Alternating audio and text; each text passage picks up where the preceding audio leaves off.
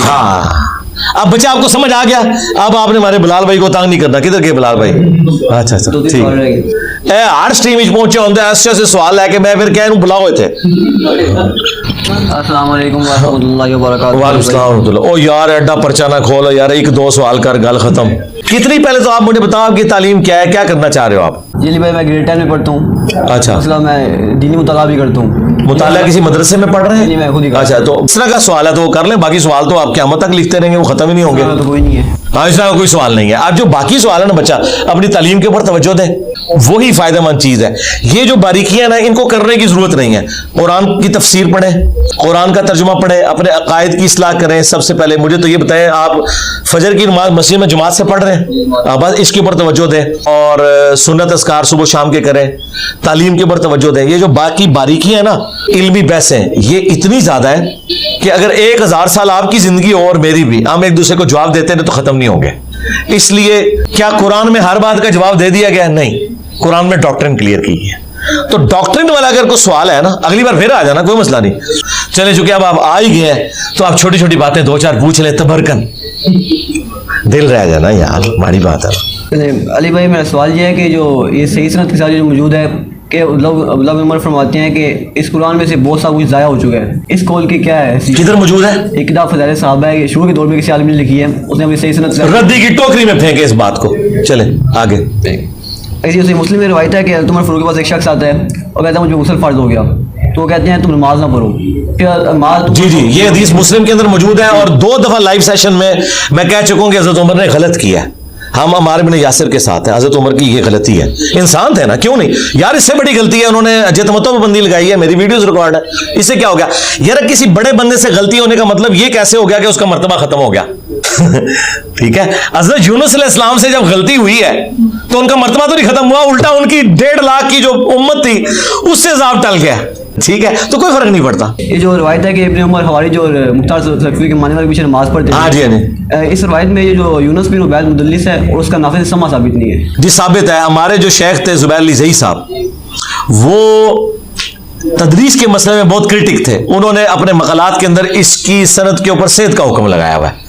हम उनकी सेहत के ऊपर एतबार करते हैं। और अगली बात, अगर डॉक्ट्रिन की बात करते हैं तो ये जो पार्टी हमें ये पेश कर रही है, इन पार्टी के नजदीक तो हजरत उस्मान के जो कातलीन थे वो यहूदी थे। तो बुखारी में 695 नंबर है कि हजरत उस्मान ने कहा इनके पीछे नमाजें पढ़ो। तो इनके नजदीक तो हजरत उस्मान तो यहूदियों के पीछे नमाज पढ़ने के कायल है, तो खारजियों के पीछे भी नमाज हो जाती है अगर बलवाइयों के पीछे हो जाती है। डॉक्ट्रिन मेरी अपनी जगह कायम है, समझ आई? तो ये रवायत छोड़ दें, बुखारी की ले लें। मेरे रवायत है जो कबीला सकीफ में कज़ाब होगा, तो मुस्लिम मेदी में वज़ाहत मौजूद है कि ये जो कज़ाब है ये मुख्तार सक़फ़ी है।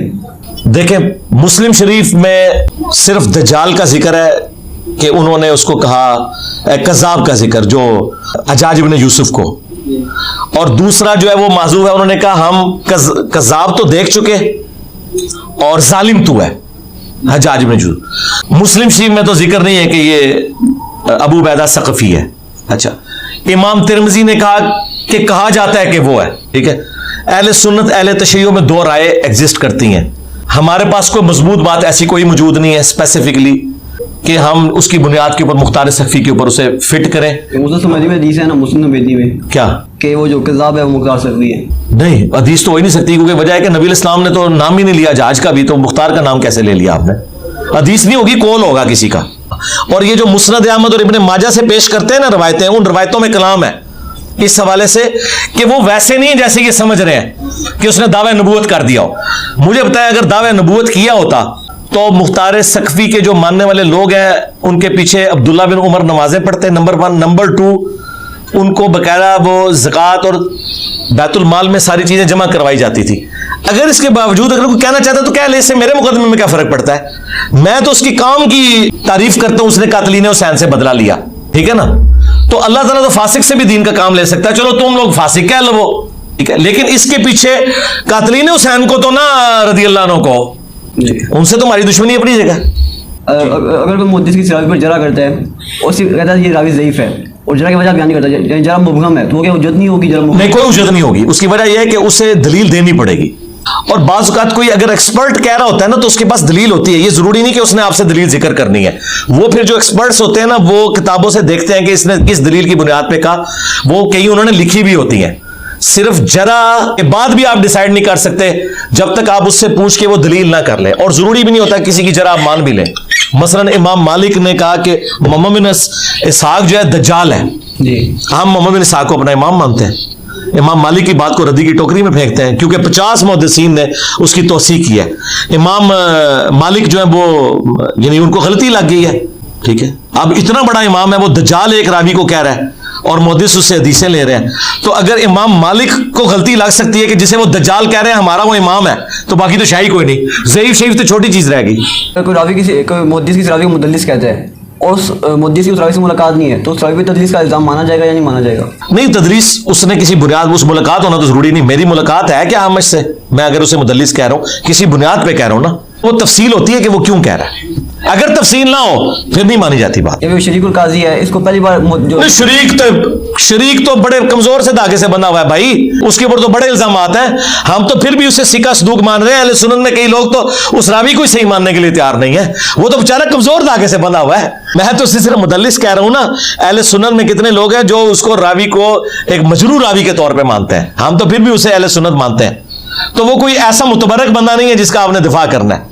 मैं तो मुदल्लिस कह रहा सिर्फ। मैं ये कह रहा हूँ कि शरीक पे हाफजे की जरा, इसका हाफजा भी ठीक नहीं जरा हुई है, और उसको जो मुदल्लिस भी कह रहा है, लेकिन जिन लोगों ने फिर इल्जाम लगाया ना, किसी की भी इससे मुलाकात नहीं है। पहली बार मुदल्लिस को इमाम हज़म ने पहली बार मुदल्लिस कहा है, उनके 3-4 साल बाद इसके यहाँ हैं, तो फिर इस पर तदलीस का इल्जाम किस तरह माना जा सकता है? चले इसके ऊपर कोई तहकीक की जा सकती है। बारी तहकीक में शरीक अल कादी मुदल्लिस है। नजर कहते हैं ये तदलीस से बड़ी है। तो किसी के एक के कहने से कोई बरी नहीं हो जाता। आपने अविद नजर की जो तबकाती तकसीम है मुदल्लिसीन की बनाई, नहीं हम नहीं मानते, नहीं मानते, नहीं मानते, उनकी अपनी है ना। अच्छा, ये जो फजाइल में जब ज़ईफ़ हदीस की कबूलियत की बात आती है तो इमाम मुस्लिम का कौल पेश करती हैं।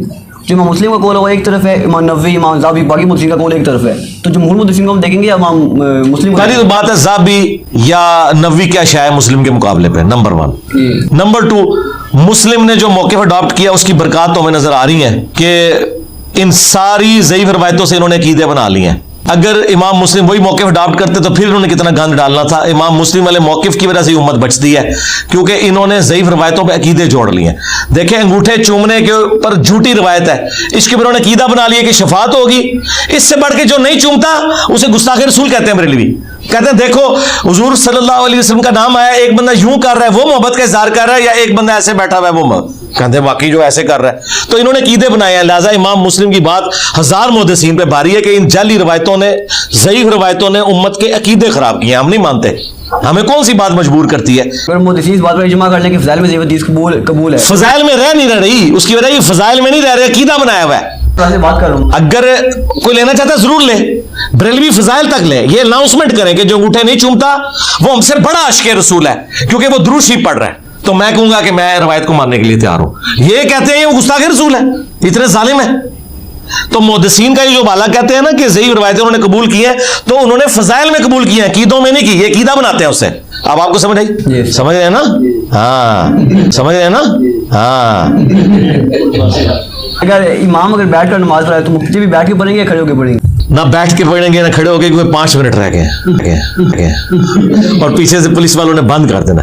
और वो जो रवायत है ना बुखारी की, वो मनसूख है, जिसमें नबी अलैहिस्सलाम फरमाया कि अगर इमाम बैठा हो तो तुम भी बैठ जाओ, क्योंकि उससे अगली हदीस इमाम बुखारी लेके आए कि आखिरी नमाज जो हुजूर ने पढ़ाई है ना, वो बैठ के पढ़ाई और साहबा ने खड़े होकर पढ़ाई। और इमाम बुखारी ने कहा है कि ये इस बात की दलील है कि वो मनसूख है। कि इमाम, ये हदीस थी बुखारी में कि हुजूर ने फिर डांटा साहबा को कि जब मैं बैठा था तुम भी बैठ जाते, लेकिन उससे अगली हदीस में कि उसके बाद आपने एक नमाज पढ़ी, आप बैठे और पीछे खड़े हुए, वो उसकी नासिक हदीस है। आज की डेट में अगर कोई इमाम कमजोरी की वजह से बैठ के नमाज पढ़ाता है या बीमार होने की वजह से, तो मुक्तदी नहीं बैठेंगे, वरना उनकी नमाज नहीं होगी।